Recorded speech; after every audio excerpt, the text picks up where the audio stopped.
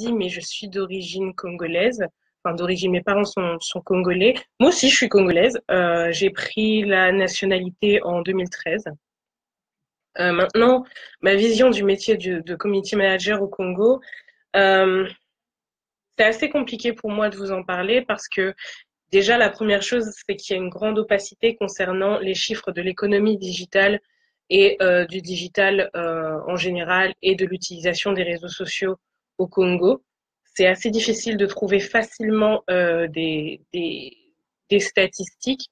Il y a seulement quelques sites qui en parlent et on n'a pas accès à toutes les données, tous les chiffres d'utilisation, donc c'est vraiment pas simple.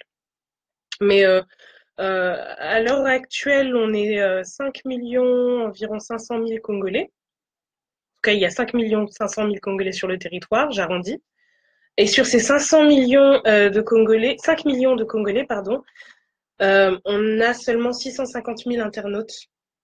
Donc 650 000 personnes qui ont une connexion Internet. C'est très peu. C'est même pas 1%. Euh, Mais il y a quand même quelque chose d'assez encourageant parce que c'est sur ces 650 000 internautes, on a 650 000 personnes qui possèdent un compte Facebook. Et ça, c'est énorme. Ça veut dire que toutes les personnes qui ont une connexion Internet au Congo possèdent un compte Facebook. Donc pour moi, c'est assez encourageant parce que ça montre qu'il y a une véritable demande en termes de contenu digital sur les réseaux sociaux et que si on facilite l'accès à ces réseaux sociaux aux Congolais, ils seront friands et de plus en plus nombreux à consommer ces contenus. On le voit sur WhatsApp tous les jours. Je pense que vous confirmerez, les Congolais qui sont avec moi, qui sont connectés, confirmeront que tous les âges utilisent le réseau social WhatsApp. D'ailleurs, il me semble que c'est le réseau social le plus utilisé au Congo.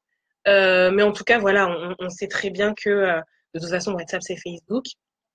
Lorsqu'on donne l'accès à un moyen de communication plus rapide, les Congolais sont en général plus enclins à l'utiliser, parfois à l'abus, mais en tout cas, ils l'utilisent et c'est assez encourageant.